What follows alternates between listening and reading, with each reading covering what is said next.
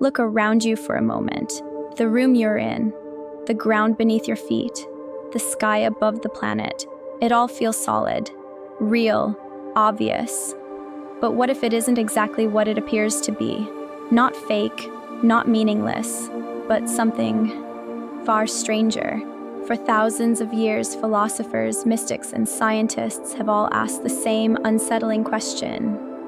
What is reality? Is the universe simply a machine made of matter and energy? Or could it be something deeper? Something structured, something informational, something more like a system where consciousness and matter interact. Today, more and more thinkers are beginning to explore an idea that once sounded like pure science fiction.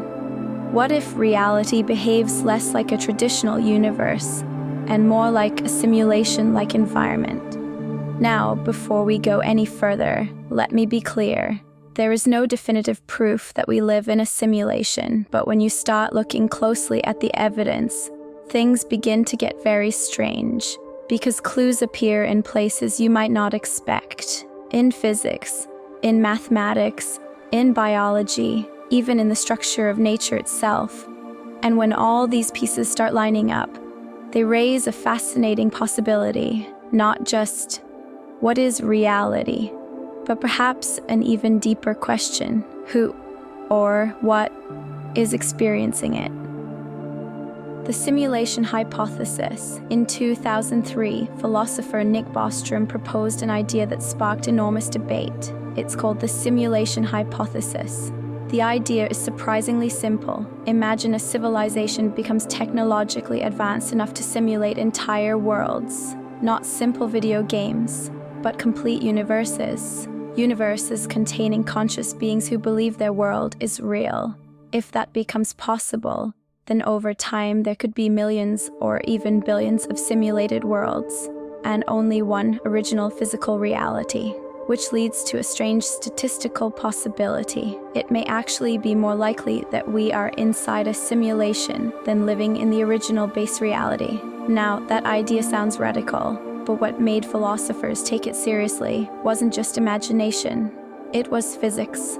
Because when scientists started looking deeper into the nature of reality, they discovered something unexpected: the strange behavior of reality. One of the most famous experiments in modern physics is the double-slit experiment, and its results are genuinely puzzling.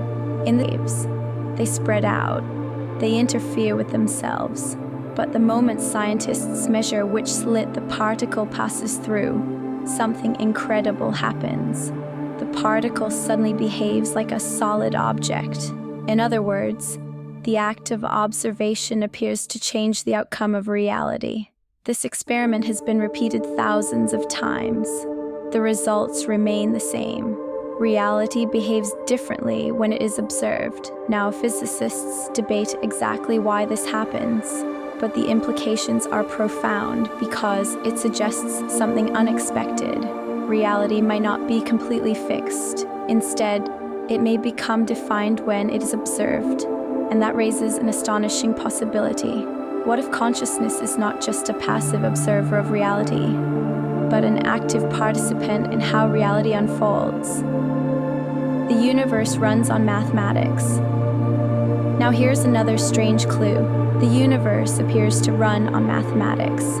Everything in physics can be described using mathematical equations: planetary motion, gravity, light, atoms, even the expansion of the universe itself.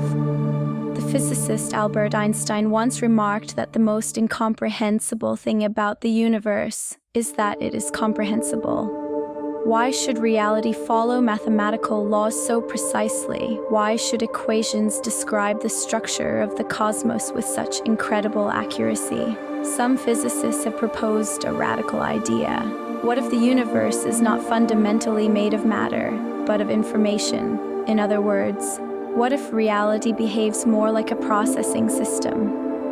The mathematical code of nature now. Here's where things start to get even stranger, because when we look at nature, we find mathematics everywhere, not just in physics, but in life itself, across biology, plants, weather systems, and even galaxies. The same patterns appear again and again. One of the most famous patterns is the Fibonacci sequence. This sequence forms when each number is the sum of the two before it. 1, 1, 2, 3, 5, 8, 13. At first glance, it just looks like a number pattern. But when applied to geometry, something fascinating happens. It produces a spiral based on the golden ratio, and this spiral appears throughout nature, in sunflowers, pine cones, seashells, the arrangement of leaves on plants, the formation of hurricanes, the geometry of life. Even biology appears to follow geometric logic. DNA forms a perfect double helix, snowflakes grow with six-fold symmetry, cells divide according to organized patterns, and honeybees construct hexagonal honeycombs that maximize strength while using the least amount of material. Mathematicians have shown that the hexagon is one of the most efficient shapes for packing space, which means bees instinctively build structures that follow optimal mathematical design. Nature appears to solve complex mathematical problems automatically, almost as if the rules of mathematics are embedded into the fabric of life itself. Pixels of reality. Now, consider how computer simulations work. Every digital world is built from tiny units, pixels, but physics suggests reality may also be built from fundamental units. Space appears to have a smallest measurable length known as Planck length. Time appears to have a smallest measurable unit called Planck time. Energy exists in discrete packets known as quanta. Instead of being perfectly smooth and continuous, reality appears to be quantized, almost like a digital system. But perhaps the strangest mystery of all is consciousness. Despite centuries of research, scientists still do not fully understand what consciousness actually is. How does a collection of atoms produce awareness? Why is there a subjective experience at all? You can measure brain activity, you can map neural networks, but none of that explains why experience exists. Some philosophers propose a fascinating possibility. Perhaps consciousness is not produced by the brain. Perhaps the brain is more like a receiver, interacting with a deeper field of awareness. If that were true, then consciousness might be more fundamental than matter itself. Popular culture often describes the simulation idea as a matrix, a prison trapping humanity, but there may be another way to think about it. What if reality is not a trap? What if it is a creative system? A place where consciousness explores experiences through characters and stories, almost like a game designed for learning and growth. In that sense, reality might be less like a matrix and more like a creatrix, a participatory universe where consciousness and experience interact. So, are we living in a simulation, a matrix, or perhaps something closer to a creatrix?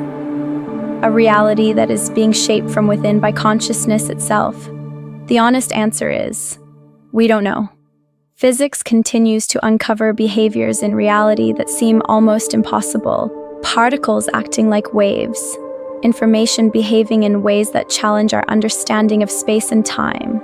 Philosophy continues to ask the deeper questions. What is existence? What is mind? And what is the nature of the world we appear to be living in? And then there is consciousness, perhaps the greatest mystery of them all. But there is one thing we know with certainty, regardless of whether reality is a universe, a simulation, a matrix, or something far stranger. There is one thing that is undeniably real for every one of us: experience. We feel, we perceive, we think, we witness the unfolding story of the world around us. Conscious experience, and the narrative it creates, is something every human shares. And perhaps that is the most remarkable part of this entire game, because whatever reality ultimately turns out to be, it has produced beings capable of questioning it, beings capable of observing the universe, reflecting on it, and wondering what lies behind the curtain. So maybe the real question is not just, what is reality? Maybe the deeper question is, why does reality want to know itself? And through us, perhaps it finally can.